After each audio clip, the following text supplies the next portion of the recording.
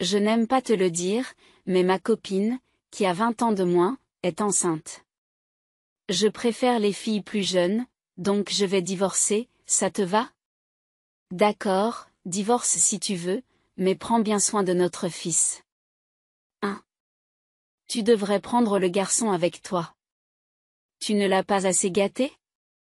Non, je ne peux pas. Parce qu'il l'est. J'ai fermé la bouche sur le champ. Si cette conversation restait entre nous, il n'y aurait pas de problème. Mais cette voix, Ken a dû l'entendre de sa place dans la pièce. Que penserait-il s'il l'entendait? C'est ma seule préoccupation. Pourtant, je dois répliquer, sinon cet homme ne comprendra pas la gravité de la situation. Détruire notre bonheur et ne penser qu'au sien? C'est trop égoïste. Je ne le supporterai pas. Tout comme on nous a volé notre bonheur, je veux aussi lui voler le sien. Poussé par ses sentiments, j'ai décidé de confronter Ted à une vérité choquante. Je m'appelle Mila Davis, j'ai 41 ans. Je vis avec mon mari Ted et notre fils Ken, qui est lycéen. J'ai épousé Ted il y a 13 ans, à l'âge de 28 ans. À l'époque, j'étais vendeuse d'assurance. Je me rendais dans différentes entreprises pour vendre des assurances. C'est là que j'ai rencontré Ted. Ted travaillait dans une entreprise locale d'import-export et venait de divorcer. Ma femme m'a trompé et m'a quitté.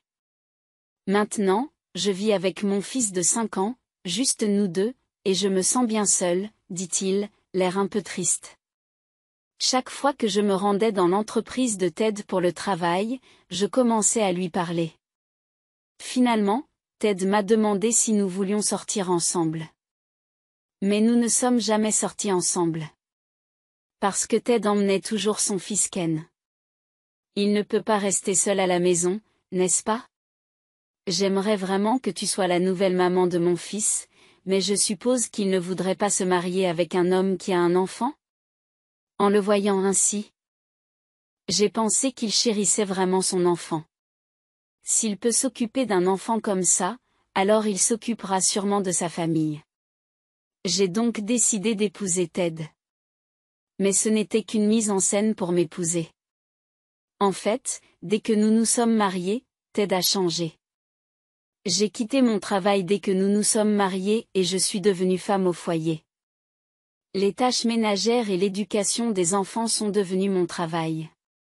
Ce n'était pas un problème, mais Ted a commencé à négliger Ken. Avant notre mariage, il emmenait même Ken à nos rendez-vous. Mais après notre mariage, il ne regardait même plus Ken. Pas seulement en semaine, mais même les week-ends, Ted ne parlait jamais à Ken. Il n'emmenait jamais Ken quelque part, ne jouait jamais avec lui, rien. Même après l'entrée de Ken à l'école primaire, l'attitude de Ted n'a pas changé d'un iota. Je suis allée seule à tous les événements scolaires, et il a totalement ignoré tous les événements que les parents devraient rejoindre et apprécier ensemble. Tu pourrais au moins assister à certains événements scolaires avec Ken, ai-je suggéré. Lorsque j'ai dit cela, Ted a fait une grimace.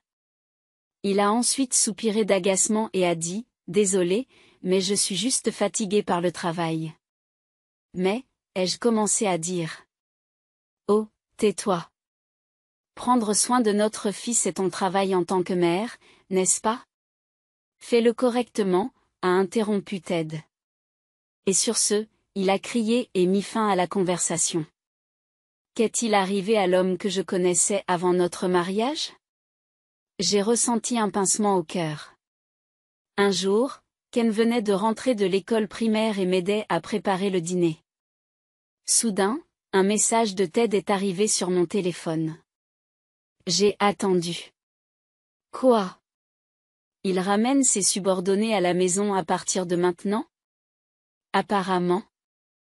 Il allait ramener plusieurs collègues à la maison.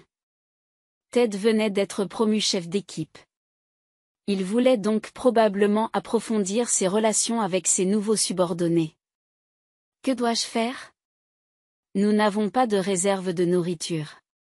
Ils finiront sûrement par boire chez nous.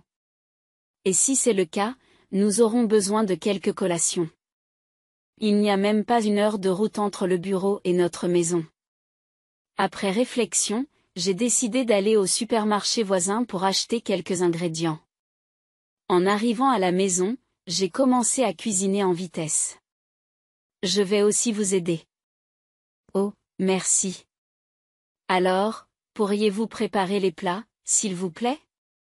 Nous nous sommes préparés du mieux que nous pouvions, mais il y avait des limites.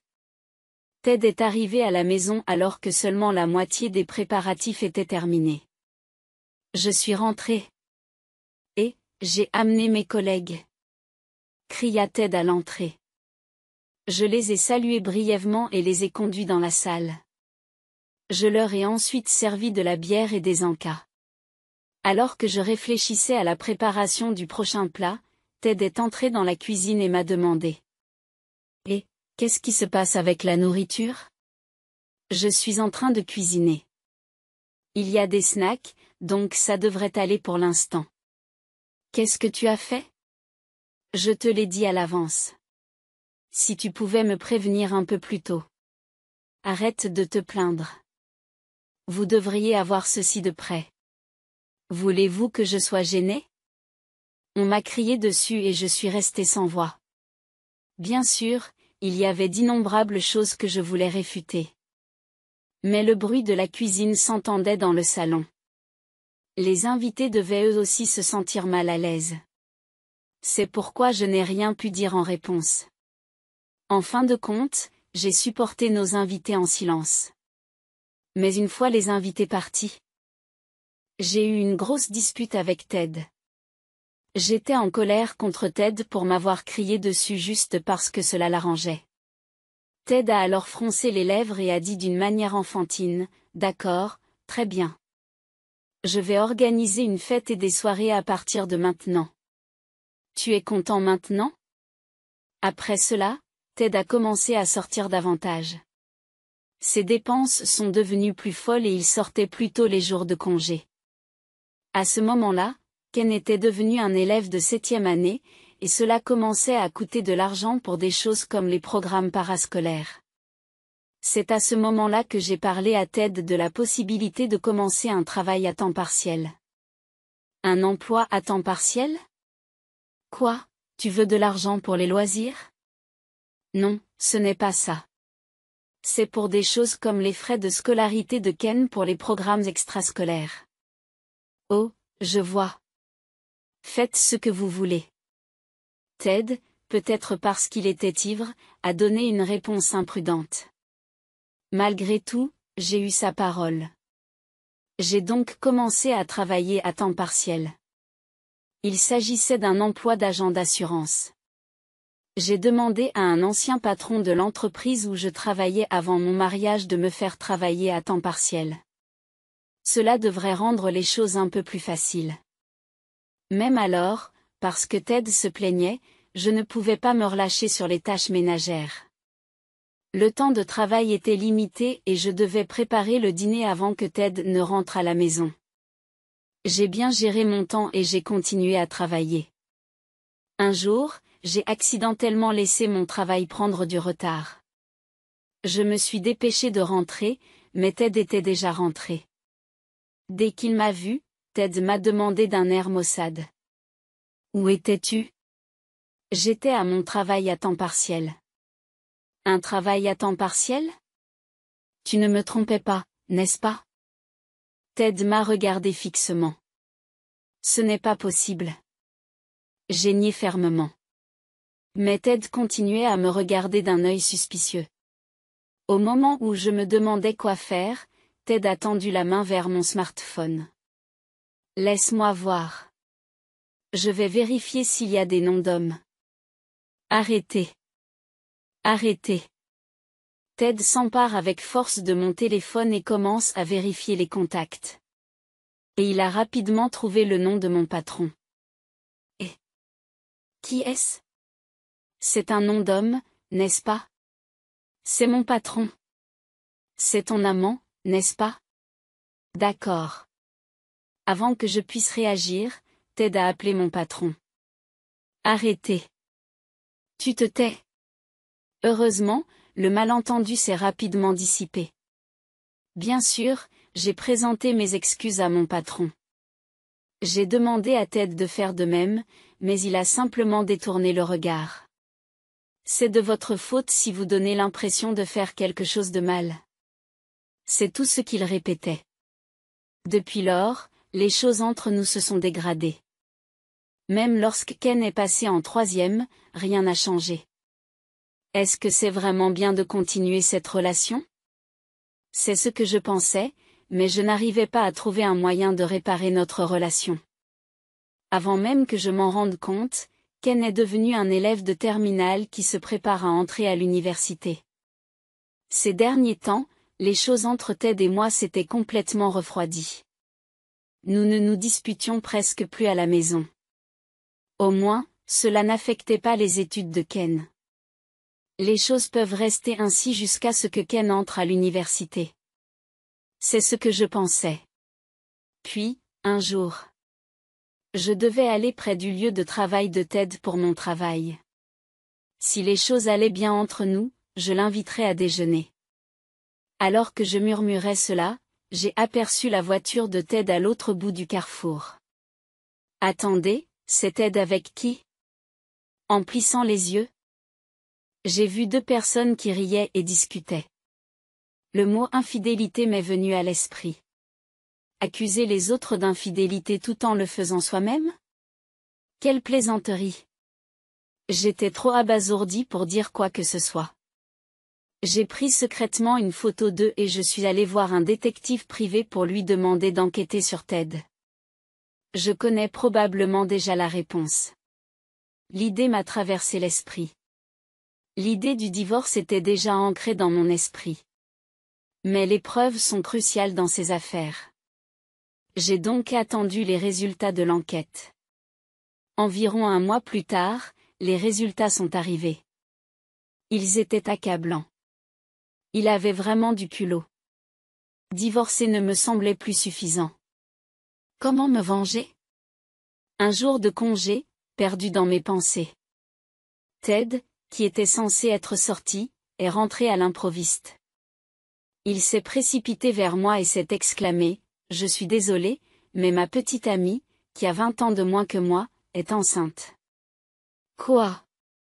Je n'en croyais pas mes oreilles. Mais il était là, un sourire en coin, déclarant, « Alors oui, ma copine qui a 20 ans de moins est enceinte. Je préfère les femmes plus jeunes, alors je vais divorcer. » C'est bien, non? En tout cas, il a eu le courage d'avouer sa liaison lui-même. Cependant, j'y ai vu une opportunité. C'est pourquoi j'ai décidé de saisir l'occasion. Allez-y, mariez-vous, mais prenez soin de notre fils. J'ai dit cela en souriant, ce qui a semblé prendre Ted au dépourvu. Quoi? Tu devrais emmener notre fils avec toi. Tu l'as toujours aimé. Je ne veux pas le faire. Parce que ce garçon l'est. J'ai soigneusement choisi mes mots. Ken, qui étudiait dans sa chambre, devait pouvoir m'entendre. Que penserait-il s'il entendait cela? C'était ma seule préoccupation. Cela dit, si je ne lui tiens pas tête maintenant, il ne comprendra pas la gravité de la situation. C'est bien trop commode pour lui de détruire notre bonheur et de partir à la recherche du sien. Je ne le laisserai pas faire. Je veux lui arracher son bonheur, comme on nous a arraché le nôtre. Poussé par ses pensées, j'ai décidé de confronter Ted à une vérité qui le stupéfierait. Je suis désolé de te le dire, mais Ken n'est-il pas ton fils? Ce n'est pas le mien. Qu'est-ce que tu racontes? Nous sommes mariés, n'est-ce pas? Si nous sommes mariés, alors notre enfant est notre enfant, n'est-ce pas? Déclare Ted, l'air suffisant. À ce moment-là, je ne sais plus où donner de la tête. Ce type est-il un idiot? Il a 4 ans de plus que moi et il ne sait rien. J'étais trop abasourdi pour dire quoi que ce soit. Surpris par son manque de compréhension, j'ai expiré profondément et j'ai asséné la vérité à Ted. Ken est l'enfant que tu as eu avec ton ex-femme, n'est-ce pas? Et alors? En d'autres termes, pour moi, Ken est ton beau-fils. Pour qu'un beau-fils devienne le sien, il faut l'adopter. 1. L'adoption? Ted fronce les sourcils. En général, les beaux enfants restent des beaux enfants. Pour agir comme un véritable parent, le seul moyen est de l'adopter légalement. Sans cela, vous ne pouvez pas avoir de droits parentaux et l'enfant ne sera pas légalement reconnu comme le vôtre. Bien sûr, socialement, il peut être considéré comme votre enfant. Mais il n'y a pas de lien juridique. Un beau-parent n'a pas d'obligation légale et un bel enfant n'a aucun droit à l'héritage du parent. Je n'ai pas adopté Ken quand je t'ai épousé, Ted. C'est pourquoi je ne peux pas emmener Ken avec moi. Attends. Alors, ça veut dire que je dois m'occuper de Ken? Il semble que ce soit le cas. Bien que je ne dirais pas que vous seriez accusé de négligence parentale juste pour l'avoir laissé seul. Mais Ken est un lycéen. Un âge où les parents sont tenus d'élever leurs enfants. En d'autres termes, on peut dire que Ted ne peut pas l'abandonner comme ça. L'air abasourdi, Ted me supplie. Allez, ce n'est pas possible. Qu'est-ce qui n'est pas possible? J'ai un bébé en route. J'ai l'intention de vivre avec mon nouveau-né et ma future femme, juste nous trois. C'était la condition pour épouser Kay.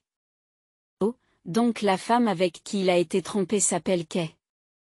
Et alors? Ça n'a rien à voir avec moi. Ça a tout à voir avec toi. Tout pourrait être résolu si tu acceptais Ken. Mais je te l'ai dit, je ne peux pas, n'est-ce pas? Trouve un moyen. S'il te plaît, ne gâche pas mon bonheur. Il suppliait. Ne pas gâcher son bonheur? Je suis choqué par son audace. Après avoir gâché notre bonheur, il n'a pas le droit d'exiger le sien. Les dents serrées, je dis à Ted que, quoi que tu dises, ce qui ne peut pas être fait ne peut pas être fait. Tu devrais demander à ta petite amie, Kay. Tu es vraiment sans cœur. Très bien, tu vas le regretter. Ted a claqué la table et s'est levé. Puis, en prenant son téléphone portable, il sortit de la pièce. En le suivant du regard, je remarquai qu'il téléphonait dans le couloir. C'est pour ça. Oui, c'est ça. C'est pour ça. Je pouvais entendre sa voix. Finalement, Ted est revenu et m'a dit, attends. J'amène Kay. Quoi? Tu l'amènes ici? Bien sûr, puisque tu refuses de bouger, je n'ai pas d'autre choix. Pour une raison que j'ignore, Ted s'est mis à crier de colère. On aurait dit qu'il ne croyait pas avoir tort. Eh bien, nous devons encore discuter du partage des biens, et cela pourrait rendre les choses plus faciles. Sur cette pensée, j'ai regardé Ted partir en silence. Environ 1 heure s'était écoulée depuis que Ted avait quitté la maison. Il est revenu, accompagné d'une femme. Lorsque je lui ai jeté un coup d'œil, elle m'a accueilli d'un air mécontent. Bonjour. Elle n'a même pas cherché à croiser mon regard. Je comprends un peu ce qu'elle ressent. Rencontrer le conjoint de la personne avec laquelle on a une liaison, quoi qu'on en pense, ne peut pas être une expérience agréable. Quoi qu'il en soit, Kay s'est avérée être la femme qui était dans la voiture de Ted ce jour-là. Je ne peux pas m'empêcher de penser que c'est à cause de cette femme. Mais, grâce à elle, je peux faire tomber Ted au plus bas. À cette pensée, un sourire se dessine naturellement sur mon visage. Comment commencer la conversation? Pendant que j'y réfléchissais, Kay a pris la parole en premier. Vous êtes Mila, n'est-ce pas? Tu ne trouves pas que ton enfant est adorable? Vous vivez ensemble depuis environ 13 ans, n'est-ce pas? Tu parles de Ken? Si c'est le cas, je le trouve adorable. Je le considère autant comme mon enfant que s'il était le mien. Alors pourquoi l'abandonnez-vous? Tu devrais l'emmener avec toi.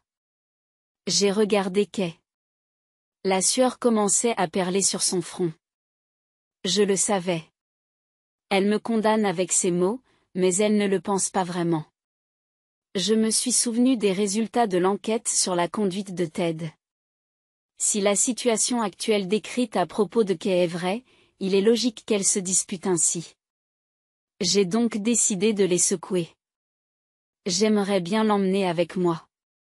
Mais, même s'il est adorable et même si je l'aime beaucoup, légalement, seul Ted est le parent de Ken. Je ne peux pas devenir le parent de Ken. Mais, oui, il y a aussi l'option de ne pas divorcer. Et tu dois élever ton enfant toute seule. En entendant cela, Kay a tressailli. Elle se tourne alors vers Ted et lui dit, « Je ne peux pas élever un bébé toute seule. Ne t'inquiète pas. Je m'occuperai de notre enfant. D'ailleurs, je vais certainement divorcer et je veux être avec toi, » l'a rassuré Ted. C'est alors que je l'ai interrompu. « Qu'est-ce que tu racontes ? Nous n'avons pas encore décidé si nous allions divorcer. » « Tais-toi. »« C'est sûr que je vais divorcer, » a rétorqué Kay. « Alors, tu emmènes Ken avec toi ? » demandai-je. « Nous en discuterons plus tard. »« Nous n'allons nulle part, » a répondu Kay. « Kay. Qu'en penses-tu ? demandai-je. J'ai fait part de la conversation à Kay. Elle a fait la moue et a dit, « Je ne peux pas élever l'enfant de quelqu'un d'autre. » Même si c'est l'enfant de l'homme que tu aimes ? Bien sûr que non. J'aime Ted, pas un enfant de Ted et d'une autre femme. Oh, je vois. Mais votre argument n'est-il pas un peu étrange ? Pourquoi ? Vous ne voulez pas élever l'enfant de quelqu'un d'autre. C'est votre opinion personnelle et je ne vous blâmerai pas pour cela.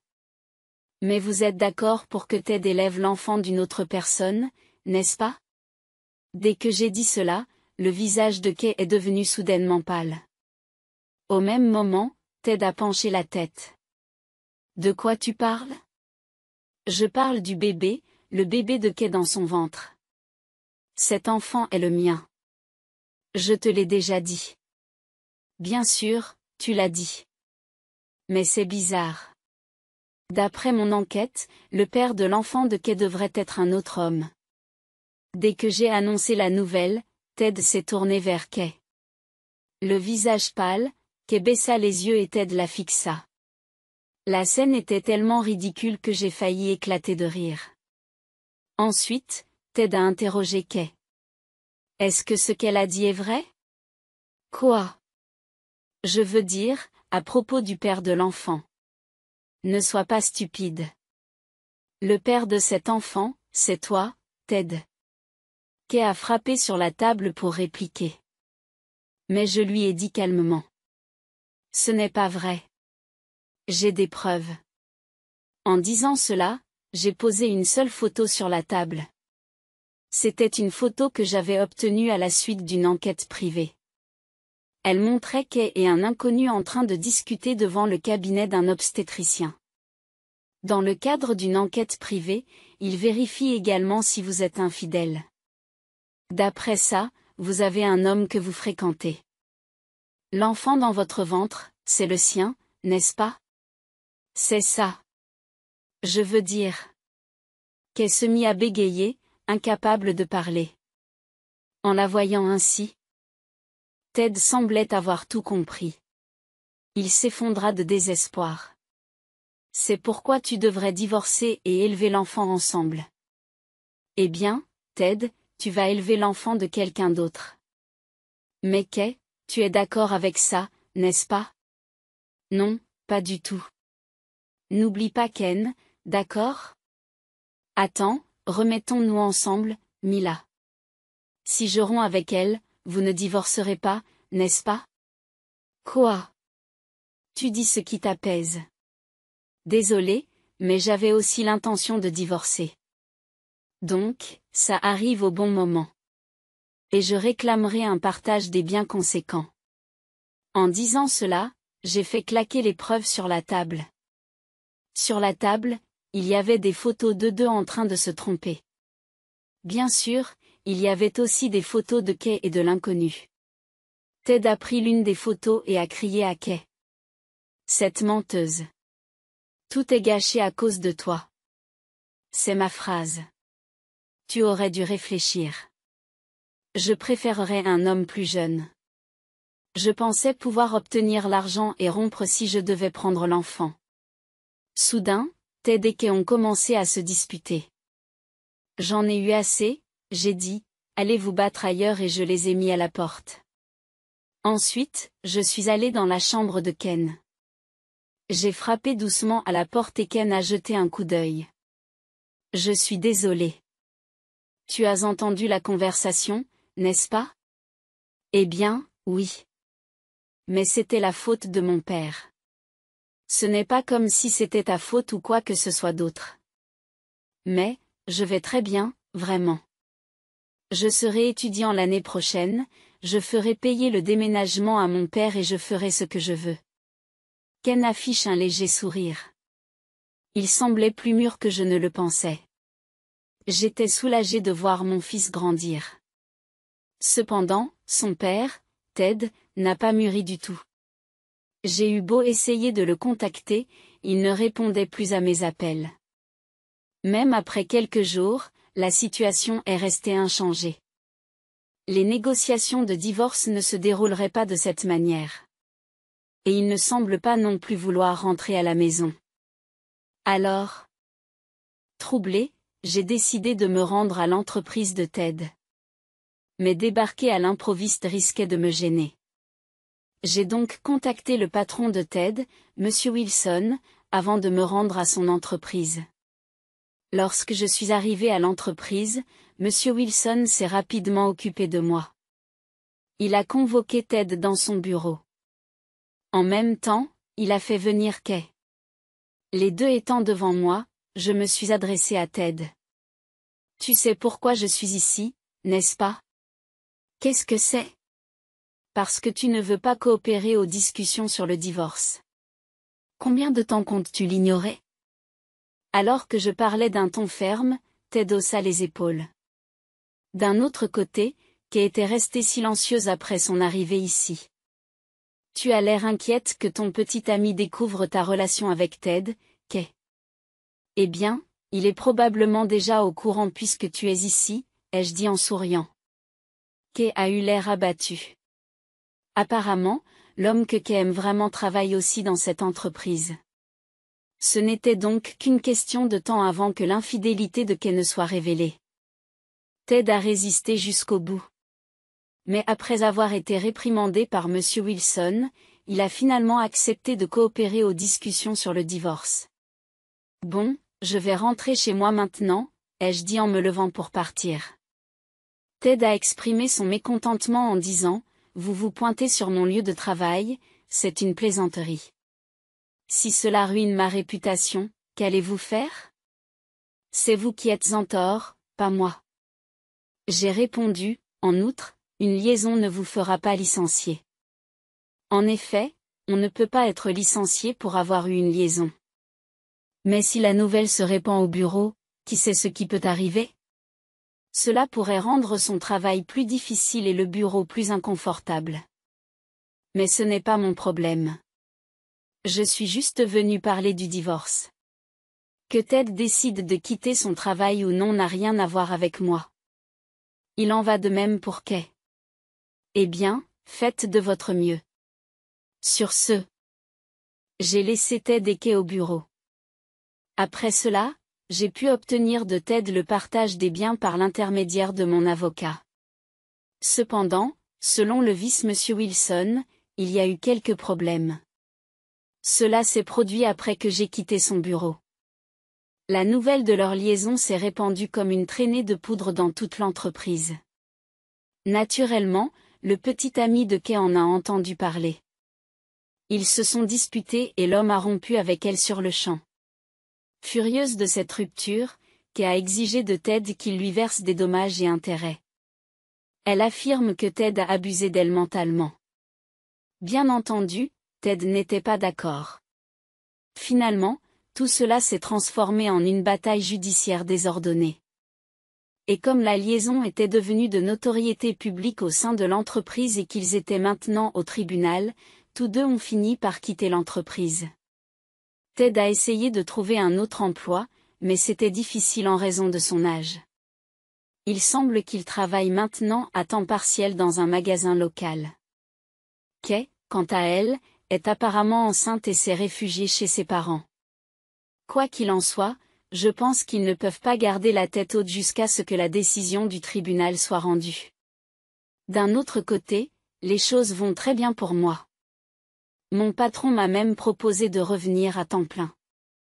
Grâce à cela, je travaille maintenant dur en tant qu'employé à temps plein. Ma relation avec Ken, qui étudie dur et prépare son entrée à l'université, se passe également très bien. Il m'a même dit, j'ai une petite amie et je veux que tu la rencontres. Même si je ne suis plus ta mère, est-ce que ça va si c'est moi? Lorsque j'ai demandé cela, Ken a répondu, même si Ted est mon père, je te respecte davantage en tant que parent. En ce moment, je suis occupée à aider mon fils à se préparer pour l'université.